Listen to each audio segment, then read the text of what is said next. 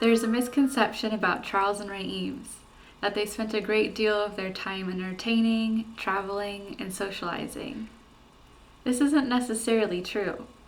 If they did travel, it was often for the sake of business, but they did have very naturally curious and ambitious people for friends, just like themselves.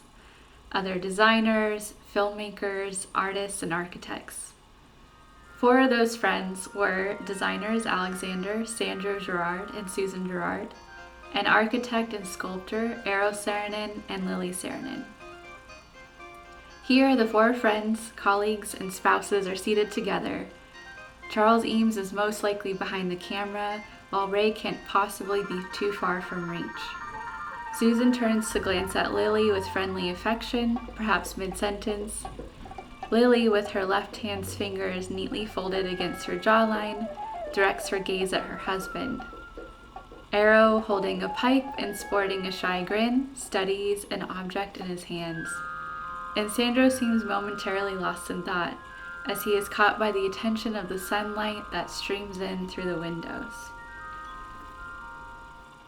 In an interview in 1980, Ray spoke of the origins of their friendship with the Girards, nearly 40 years prior, and the subsequent introduction of the Girards to the Saarinens. The Eameses were already a few years into their friendship with Eero and Lily Saarinen by this point, as they were all driving forces at the Cranbrook Academy of Art. Charles and Ray had left Cranbrook in Michigan by 1941 to pursue a life together in California, but they made sure to visit the Midwest a few years later. At this point, Girard had opened a design-centric shop in Grosse Pointe, Michigan. Charles walked into the shop for the first time and immediately recognized, as Ray recalls, quote, that there was something impressive about it to him in its neat, quiet, organized way, end quote. Charles and Sandro were instant friends. Charles revisited the Girards and Sandro showed him his furniture designs. Ray said that Girard had heard of Eero Saarinen by this point, but hadn't realized their close proximity to one another. The Eameses brought Eero to Sandro's shop so that they could be finally acquainted. This began a larger realization.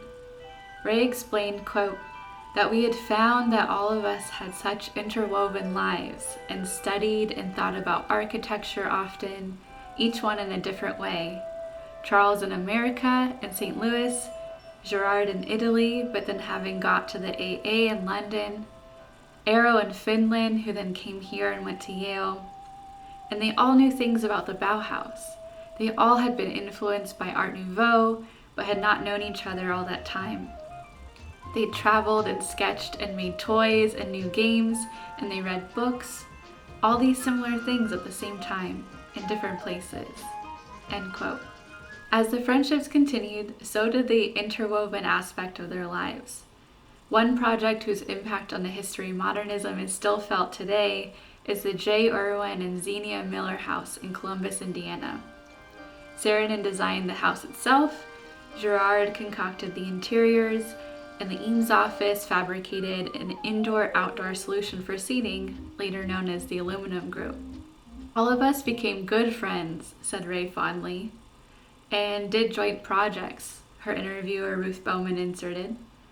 Ray gave a resounding yes. To watch more videos like this of the series Eames Archives, an image as an idea, head to our website at eames.link/eames-archives. Thanks for watching.